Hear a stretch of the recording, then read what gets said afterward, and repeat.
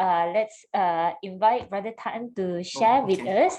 Okay, the final session of what the Buddha taught about relationships. Brother Tan, over to you. Okay, so right. So we are looking at communal harmony. Yeah, community, communal means the community, the groups. Human beings live in groups, yeah, small groups and big groups. So small groups might be family, big groups might be the nation, the country, our race, you know, we call ourselves Chinese. And even within Chinese, we call ourselves Cantonese and Hokkien and all kinds of dialects. But whatever it is, we are part of a group. And therefore, if we understand what is needed for harmony, yeah, and we practice it, then our life will be more at ease. There is harmony. We need harmony. Yeah, we cannot go through life every day, yeah, fighting each other and establishing a new way of living for everybody. So this is what I would like to talk about today. Why is it important? Why we will never find everybody agreeing with us. Harmony within the community and the one as part of the whole. And then I will summarize it with some very interesting ideas. Yeah. So firstly, harmony begins in the mind.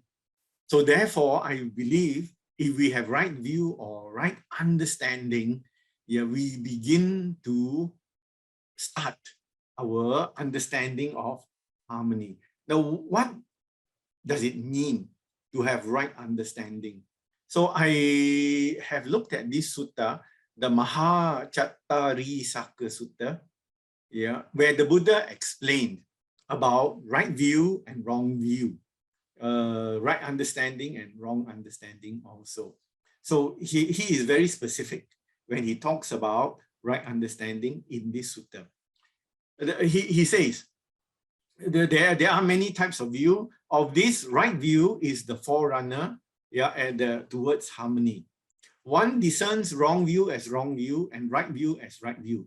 That's important. So this is why studying the teachings are important, because we go to the Buddha's word and then the Buddha tells us, describes to us, guides us with his wisdom. Yeah, and then he asks, what is wrong view? There are these people who don't think like us. Therefore, when people don't think like us, we must know how to adjust our expectations. We must know how to work with those who, or we must know how to behave with those people that don't have the same thinking and the same expectations. So what is wrong view? And 2,600 years ago, the Buddha described the wrong view. He says, there are people who believe there is nothing given, nothing offered, nothing sacrificed. It is quite deep. There is nothing given to others. There is nothing offered, yeah, to other people. There is nothing that you sacrifice. He goes on. There is no fruit or result of good or bad actions. There is no this world, no next world, no mother, no father, no spontaneously reborn beings, no contemplatives or Brahmins, religious people basically, who, faring rightly and practicing rightly, proclaim this world and the next after having directly known and realized it for themselves. So those who don't agree with this, the Buddha very, very specifically said, this is wrong view. So what does it mean? It means that these people don't believe that we are connected to each other. You see, we look at karmic connections. We have known each other in the past. So we come together as a group, as a family. You must know that basically, even if you are a family, there is some connection from past existence or past life. So if we don't look at how what we do has a result. What we say has a result. We can do anything. We can say anything. Yeah, we don't believe in karma or the result of what we do. We can do anything which can be wrong. Yeah, so that's what the Buddha said. Yeah, if we don't see all these connections, and this is why we come to Buddhism, because Buddhism explains the connections. Yeah. If we don't see father as father, mother as mother, there is no respect for father, there is no respect for mother. So we just treat them as another human being who gave birth to us. Yeah, like I said, you know, sometimes in the Western country, they call the father and the mother by the first name. Yeah. Hello, John. Who was that? Oh, this is John. John is my father. Yeah. Yeah, I experienced this for myself. I got a shock. You know, my friend said, this is John, my father. So it's your father. You don't call him father. No, no, no, no need. Now here in Western society, we are all very casual, very informal. Yeah, that's why I found it very, very unusual. And this is my mother. My mother's name is Mary or whatever it is. Yeah, and I just call her like that. We are very informal. Yeah, we are not don't treat each other with like a mother and the son. Yeah, and this is good for us. This is what they think. Yeah, but then the thinking behind it is mother is not special, father is not special, seniors and elderly are not special. We are the only special people. So there is no order in that society. And because there is no order in that society, there is the belief that we can do whatever we want. Right? So this is why the Buddha placed a lot of emphasis on understanding that one person is connected to all other people in his or her life. Yeah, you are not just there. You know, there is a connection, and not just a connection in this birth. There is a connection perhaps in the past birth. Yeah, so we must know how to deal with these people that we now call father, that we now call mother, you know, that they have given birth to us and they've taken care of us. So there must be a give and take, because if there's no give and take, then there is no family, no society. So here I have tried to explain this. We go through pleasant and unpleasant experiences due to karma, and we create new karma for the future that will also inevitably unfold. So basically what I'm trying to say is, with every relationship, there is a responsibility. You know, I told you this story that really that happened in the Brickfields Vihara. One man drove into the temple with an old lady, and then he asked the old lady to get out, and then he drove away. So the old lady sat there and started crying, and the monks asked her, why are you crying? Who is that young man? He said, that young man is my son. Then the monk said, why are you sitting here? My son don't want to look after me. He's not interested in looking after me. Although I look after him, now he doesn't want to look after me. He brought me here and put me in the temple, and now he is washing his hands off the mother. No more connection. So you see, this is what happens when the society does not see this kind of human, and sometimes it's more than human, it is the existence connection, the connection of existence. Then they also say that there are no wise human beings that we should listen to. I also can understand the world. You can understand the world. I can understand the world. I will live according to my view. And there are people who think, why don't I test the normal human understanding, the normal human rules? What is the normal human rules? Normal human rule is we don't kill each other. But there are people who not so normal. They think, I think I want to kill somebody to see what it is like to kill somebody. And this happened, yeah, in some countries. So they go out, they find a person and they kill him. Then only they say, oh, now I understand what it's like to kill somebody. There is no respect for others as human beings. So whatever people, the teachers, the elders teach them, they say, this is just your opinion, your point of view. Luckily, there is a law. And the law said, if you kill others, I will put you in jail. I will put you away. So luckily, there is in the Western countries, the protection of the law. So this is the important thing the Buddha said. We have to look here at our society as a connection. Yeah, and the connection is sometimes not understood by us. There are many unseen or not easy to understand, yeah, connections. Yeah, and even when the wise people teach us, we also need to listen to them. Even though we might not understand them, we need to listen to them. So this is the nature of this sutta.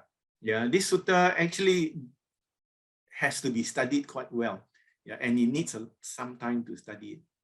But basically, the Buddha said, don't just see things the way they are, because there are many connections that we cannot understand, right? So to develop wisdom, we must have dedicated study and practice. So basically, let me go a little bit further. Yeah. If we want to have a better, a better society, we must be prepared to make a change. Yeah, we change from within, right? There are those who say, in order to have a better society, I will change society. Okay, that's good. That is also a good idea. But it doesn't mean that everything that is wrong is outside. You know, sometimes the way we look at the world is wrong. So therefore, we have to examine whether our way of looking at the world, yeah, is right or wrong. And for this, we need to go and listen to the wise people and then think about their ideas. Yeah, think about what they are teaching us. But basically, if we find that there are things that need to change in us so that we can be happier, so that we can be nicer, so that we can behave in the right way, we need to make the change. Yeah, or else nothing will change in the world, because we think that we must make everybody conform to us. And that is not right. We can never ever get that. So therefore, let me go on. All meaningful change, if we really want things to change, that means in our relationships, must come from within us. But our ego, yeah, our ego that we have built, expects that others change in order to suit our expectations. You know, there is a expectation that we never talk about. Our expectation is we expect everybody in the world to be nice to us. And when they are not nice to us, we get angry. Why are we angry? We are angry because we expect everybody to be nice to us. So that is the nature of our expectations. But sometimes we need to re-look at that some people are good, some people are not good. So this is wrong view as well. But if both parties or all the people in this group see the need for change and work on it, then that group can benefit. Yeah, true harmony is achieved. I will tell you of my experience. You know, I've been working in different Buddhist societies. There was one time in one society that I was involved with, they had elections. So they wanted to change the old management. They went and got some very, very experienced managers. Here is the CEO of an international company. Here is the managing director of a big successful company. Here is the general manager of a company that made millions and millions of ringgit.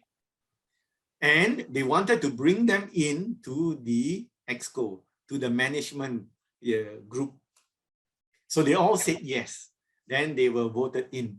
When they came into work, although they were so good in their jobs, when they started to work for the Buddhist society, the whole society collapsed. Why? Because they cannot work with each other. They are so full of their own achievements. Hey, I have achieved all this. I have made so much money. I have run a multinational company, with offices in New York, offices in London.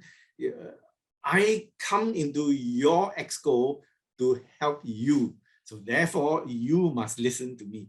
When they went in there, everybody could not agree. Why? Because of, oh, I'm so good, I'm so good. After a while, nobody wanted to work with each other. They all fought with each other. Although they are Buddhists, but they came inside this group, this exco, with the high belief of themselves. So this is what I am trying to say. When we come into a group, any group, even when you get married, you form a group. Husband and wife is a group. Then you have a family. It's also a group. You need to relearn the dynamics of that group.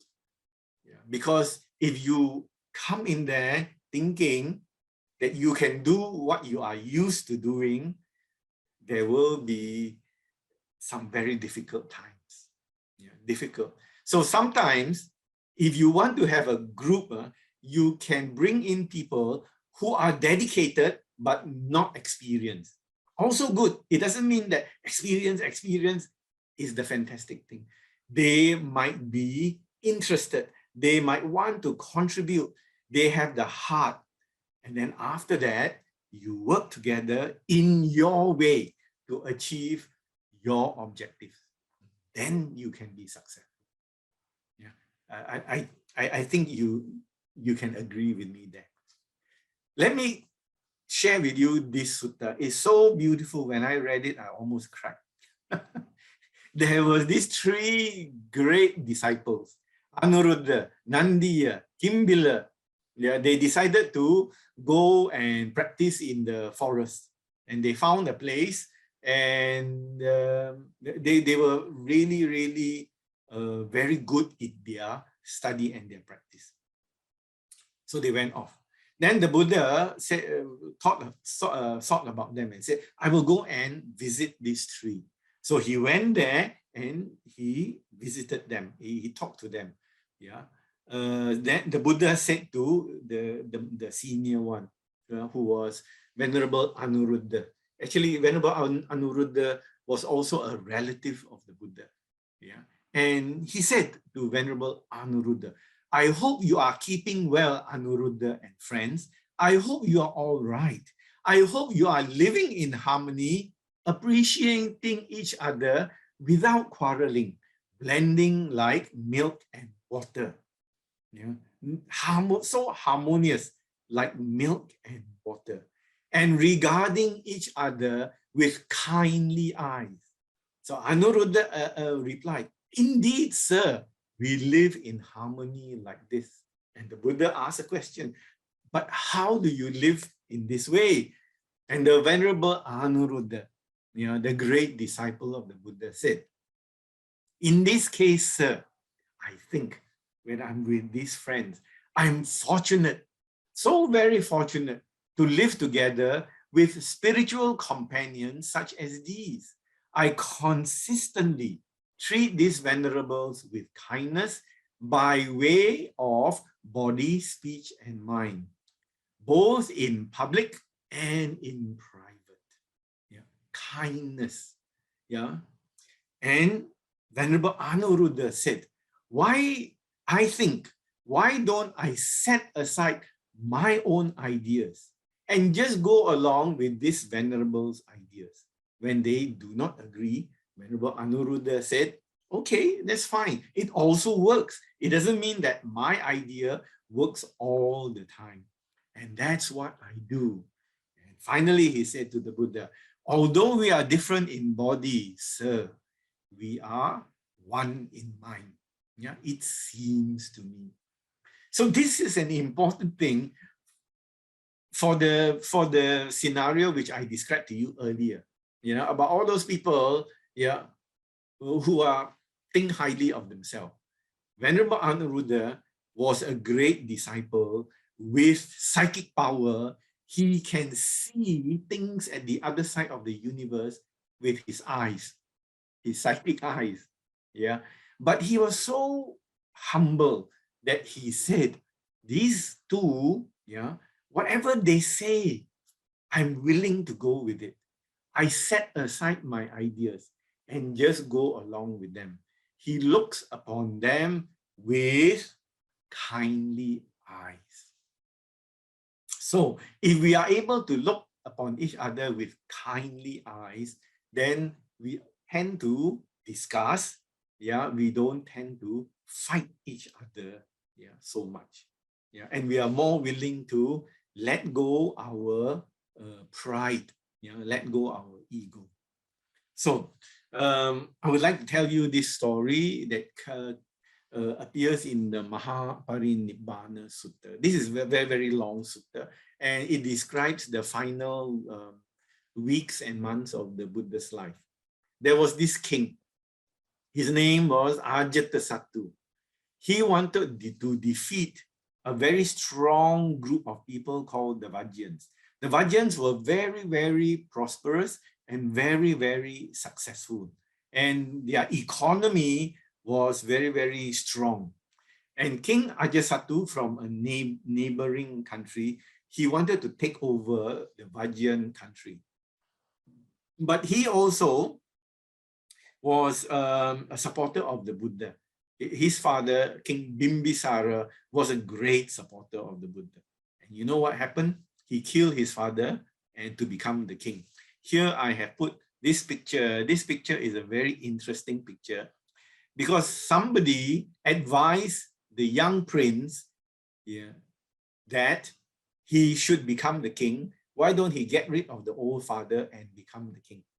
This man who is whispering to the young prince Ajatasattu, his name was Devadatta, who was a cousin of the Buddha. So he whispered, yeah, to the young prince, hey, you are strong, you are clever, you are very wise. Yeah, your father hasn't got any more strength. Why don't you replace him? So he got rid of the father. He actually killed the father. Then he became king. So this is what happened. Yeah, he wanted to attack the Vajjayans. He sent his chief minister by the name of Vasakara to talk to the Buddha, to describe a scenario, yeah, where he said, yeah, I think the Vajjayans are very, very rich. If I take over the Vajjayans' country, if I attack them, yeah, then the Vajjayans' richness, you know, their treasure will be mine. And then he said, yeah, if the matter was good for him, the Buddha would remain silent. If it was harmful, the Buddha would say something.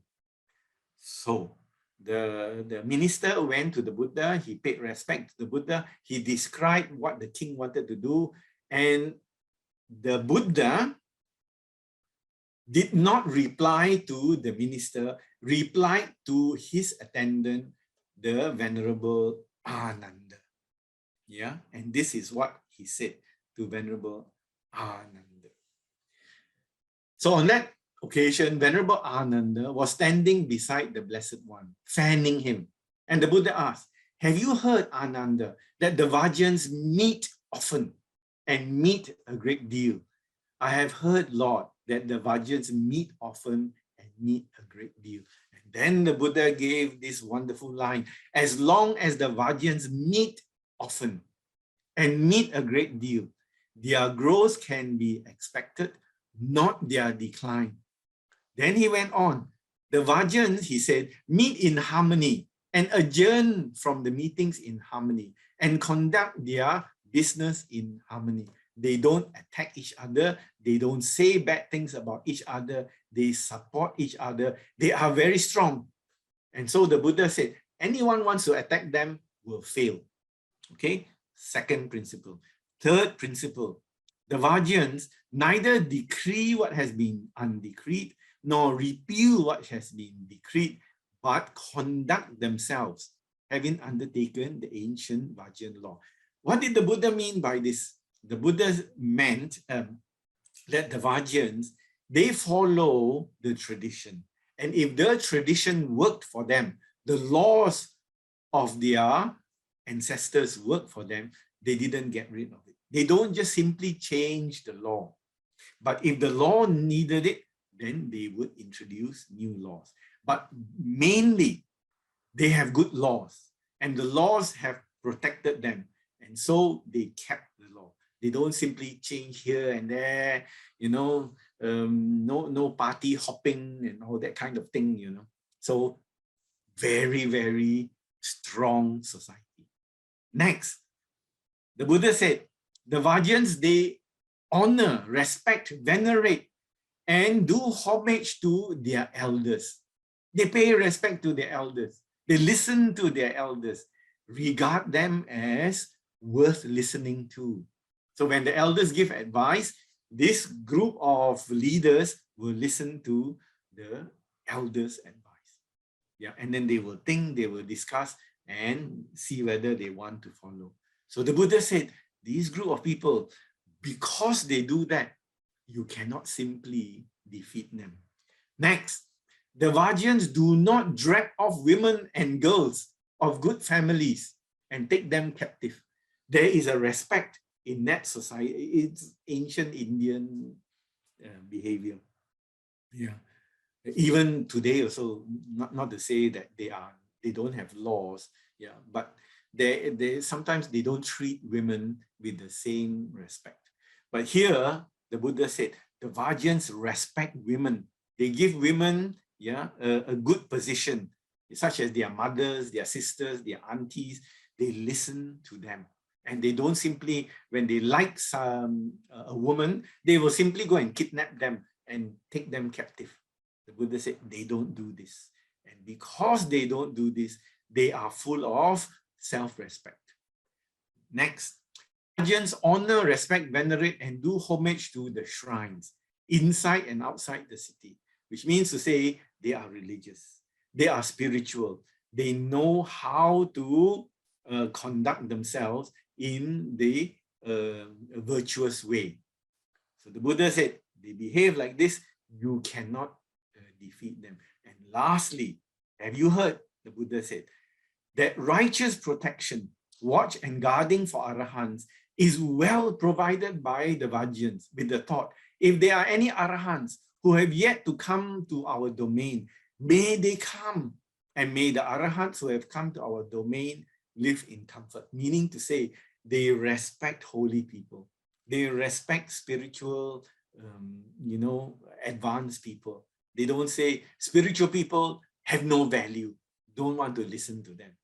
So the Buddha said, in conclusion, as long as they do this, anyone who attacks them will fail. And so the minister heard this, quickly ran back to the king and told the king, the Buddha said, they are so good, they are well behaved, they are very organized, they are respectful to each other. There is harmony in their society. If we attack them, we can never defeat them. Right. So the king said, okay, since the Buddha said like this, I will not attack them. But he asked the minister for a plan. He didn't give up. And the minister said, I have this plan. I will go and live with the Vajans. And after living with the Vajans for a number of years, they will accept me. And after accepting me, I will go and disturb their society by wrong speech. I will give them wrong ideas. I will slander and give all kinds of stories to each other so that they don't trust each other. They don't meet each other in the right way. They don't respect each other anymore. So the king said, okay, you go. So this minister lived there 5 years, 6 years, 7 years. He got into the top levels. He said all kinds of bad things, one to the other. Yeah. Eventually, they didn't trust each other. They were not strong. There was no harmony. There was, in fact, disharmony. Then the king attacked and he wiped them out. Right. So this is a great story for us, yeah, to listen to, yeah, and to learn from. So let me finish by this summary. I have this wonderful book. This book is written by Venerable Bhikkhu Bodhi on social and communal harmony. I advise you, if you can, order it online. You know, where's my book? Oh, yeah, there. This is the same. You see it? Maybe in the background. So this is the book that I use. I've been reading it. So this is what Bhikkhu Bodhi said. And this is for us to learn in relationship to harmony within our relationships. The main obstacle to social harmony is anger and resentment. I shorten everything, yeah, from this book. Anger and resentment, right? So anger and resentment comes from selfishness. The best remedy for anger is patience. So in your organization, in your family, in your relationship, be patient. Right speech has a prominent place in the Noble Eightfold Path for good reason, because it lays the groundwork for harmony. If you speak well, if you are patient in the way that you talk to each other, you will have a good society. Good friendship, be friends with each other, yeah, be open and trust each other is the basis for the harmonious life. Settling disputes effectively is important. You will never get everybody agreeing, but you have to, when there is a dispute, you have to settle it, yeah, so that you don't split your group. Okay, so lastly, there is the realities which I would like to share with you. Firstly, all beings are different. So we must learn to accept differences.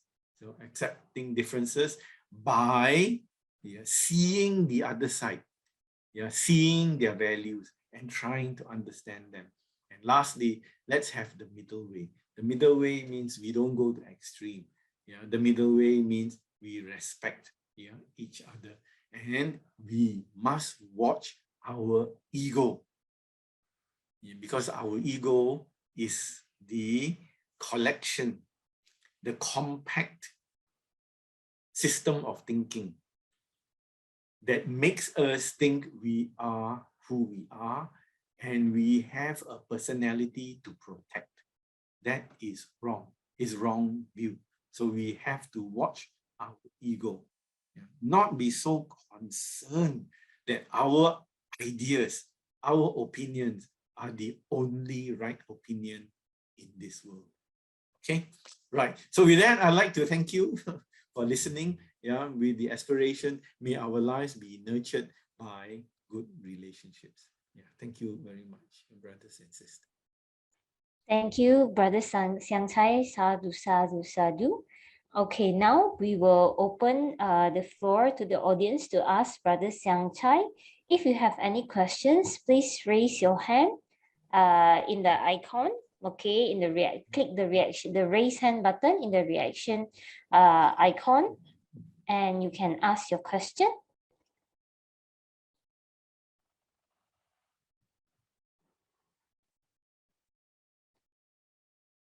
Okay, if there are no questions, I have one, Brother Tan.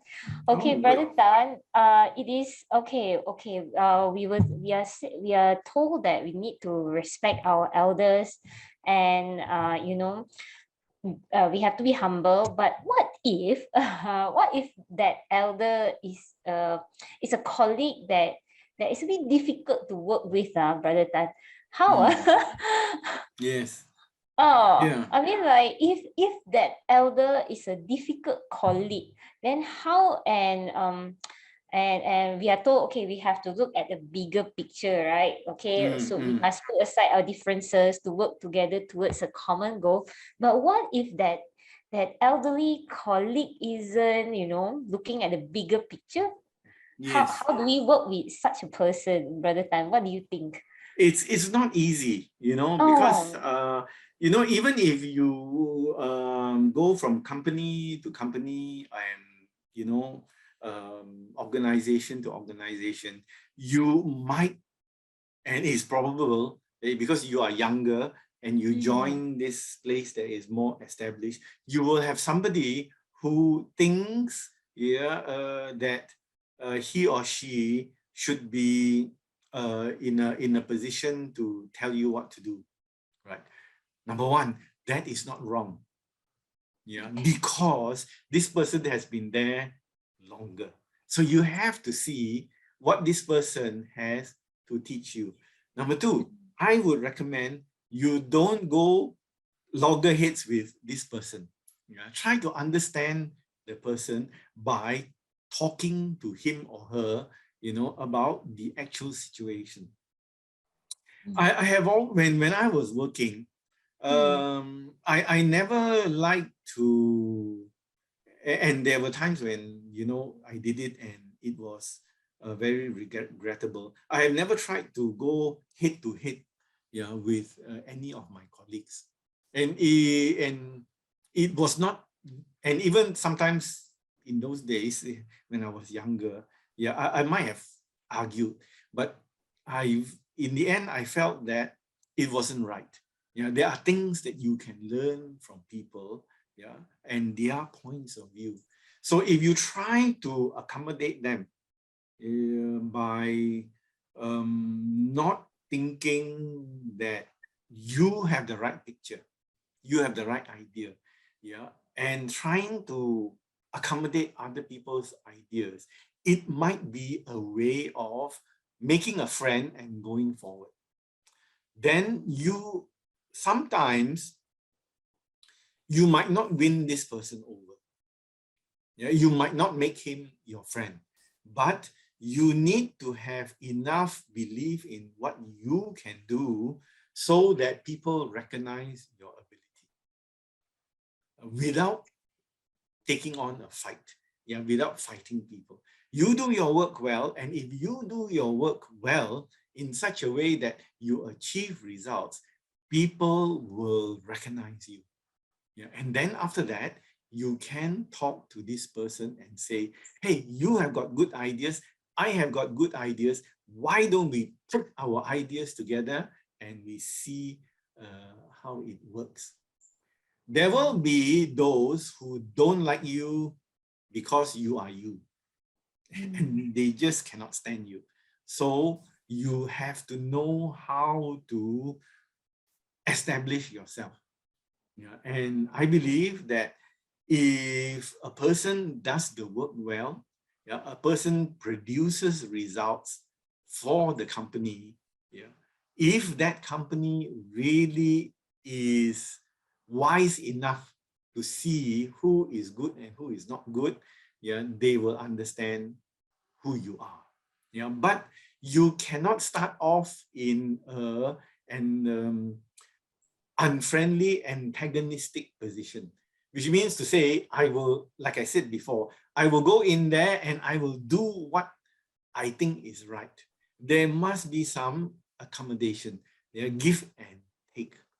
And then you will be surprised, that maybe when people see that you are humble, you are willing to learn, but you are still very good in what you do, they will open up to you. But that doesn't mean you just lower yourself. It's important for you to show people your worth, your abilities, that you do what you promise people to do. If you cannot do, then don't promise. But if you promise, you really must give it 100%. Then people will respect you. And this is one of the important ingredients of a good relationship.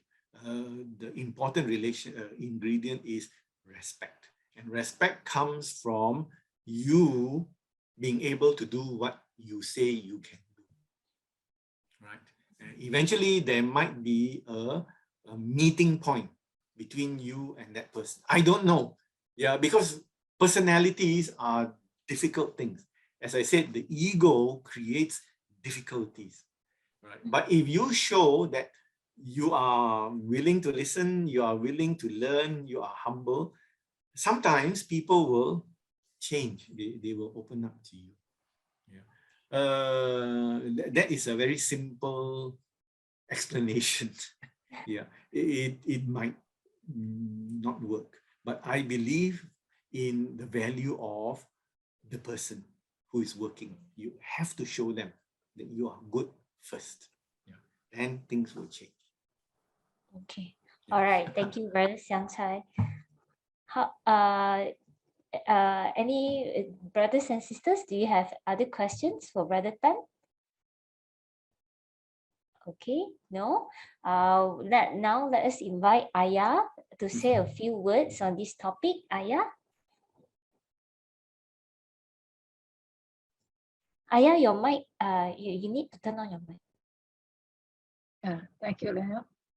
Yeah, I think we heard quite a lot from everyone about the importance of, as a human, yeah, we live in a community, and one person then join with another, it become a group, and when the group join with another group, family to family, then it become a community, yeah.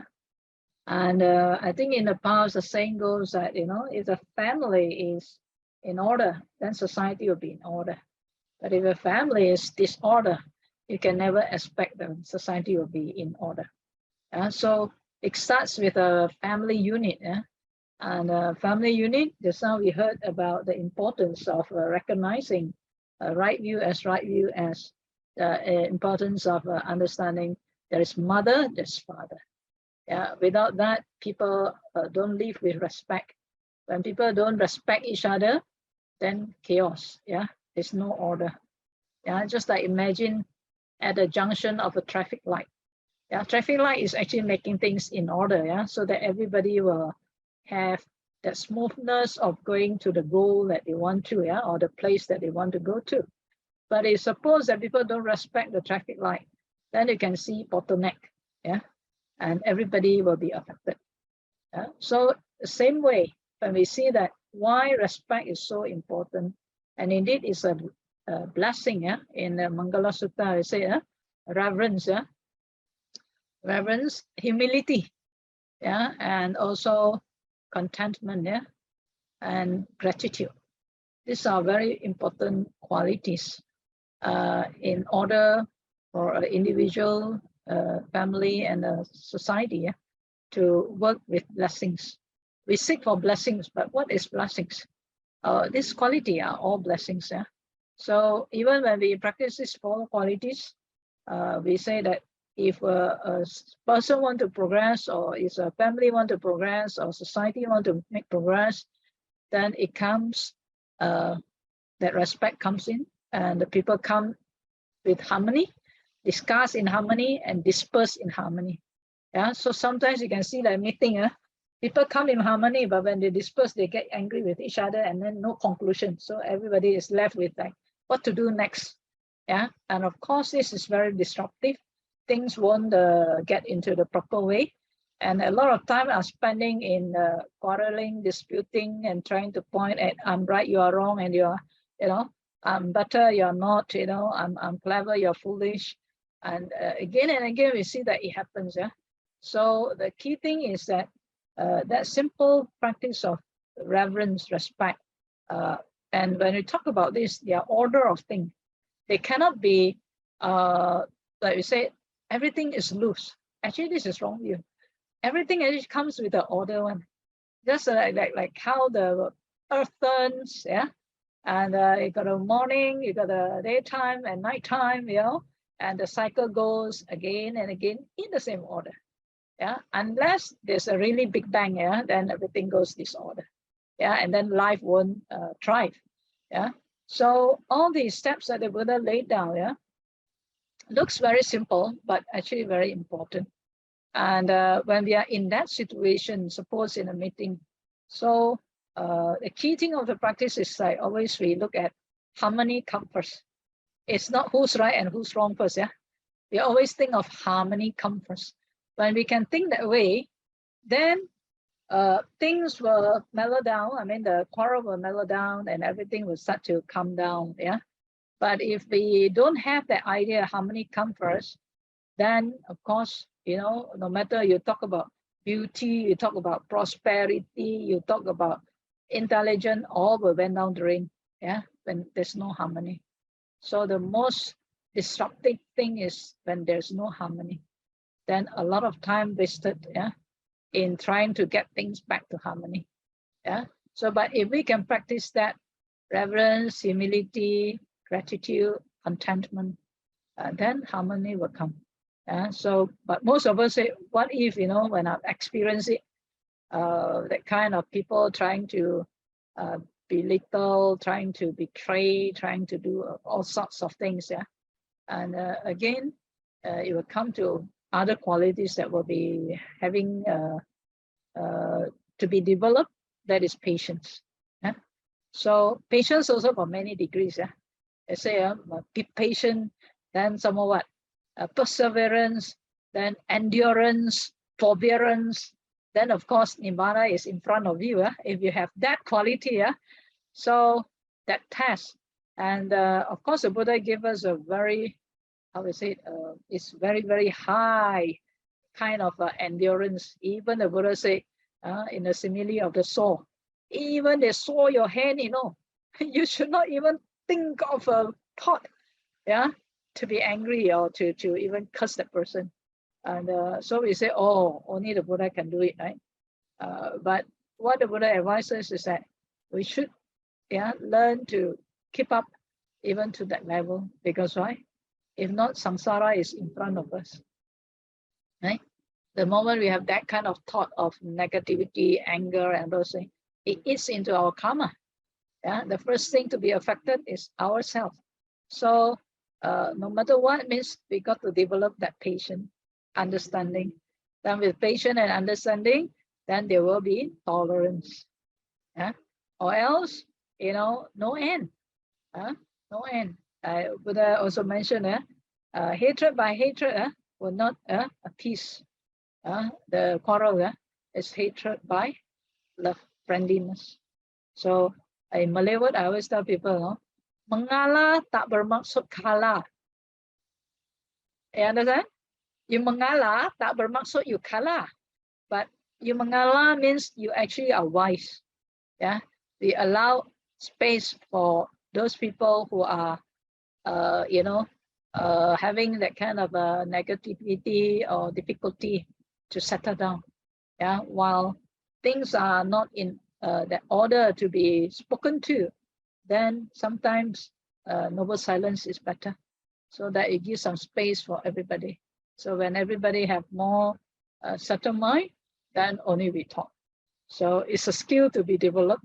That's why we say the Buddha speaks only the truth and beneficial and timely and pleasant. So the timeliness is also very important. Yeah. So these are starting with, like I said, when the Buddha mentioned about meeting. Yeah. So it means when you are with another person, it's already a group that you need to communicate. So all this is a skill to be learned. So when you have right associate, yeah, like platform like this, or sometimes you have a spiritual friend, then you tend to learn all the good words. Yeah. Last time I think I shared with all my colleagues. I don't know where she learned. Yeah. She suddenly say all those Malacca words, which is not pleasant. Yeah. For example, like when she got a bit like something stuck, she will say the word like uya lah, or Hokkien word say gao sai lah, you know. So it is not a good word, yeah. But I don't know where she picked up, yeah. But then I thought, you know, this will make people feel uneasy, yeah. Even you wear very nicely, yeah, But when you open up your mouth, then the people will shake their head. But some people dare not even tell you, right? And then until one day when she say this word in front of me, then I just smilingly tell her. I thought timely to tell her. Yeah, I say, okay, Miss So and So. I say recently, I used to hear the word, that you say all this word. I say, but I see that you dress so nicely, you make up so nicely, you make effort to present yourself so nicely. But when those words come out, then you like your makeup all melt. I said, and then I told her, I said, will it be better if next time when you want to say this word, then maybe you just replace it with a nicer word, because she is Chinese, more Mahayana. So I say, instead of saying you say Gao Sai, why don't you say Ami Tofo, So, that will replace more like friendly word, And then after that, she like paused and she sort of like get what I'm trying to say. And then after that, since that day, then when she wants to say the, Gao Sai, then she mi to fo, like that. So that was very pleasing. So then I also say mi to fo, and so we feel it so good, and we don't have to feel like, why like that one, and nobody tell her. So it's a pity because nobody tell, and then they keep doing it. But we have to find timeliness to share with them in a very proper, gentle way, and so that give them an alternative also, so that they can actually still perform that sighing with a good word instead of a very bad word. So that's why we say the speech is so important. The speech. Sometimes we see it like lightly, but it can cause a lot of misunderstanding. And these are the things that as Buddhists, I think, at least, we are reminded again and again when we go temple or we go like function like this, we are reminded with the 5 principles of life. So one of it is right speech. And then we keep trying to do all this good speech. So then we find the benefit of that good speech towards ourselves and towards others. And of course, the Buddha pointed out so many points, 7. And why is it important to have that? Like, shrine doesn't mean it's a physical, very physical, like kind of big things. But I think a shrine is a place where you give priority, for your mind to be connected with, like, let's say we have Buddha, okay, and of course in our culture today we have Buddha image.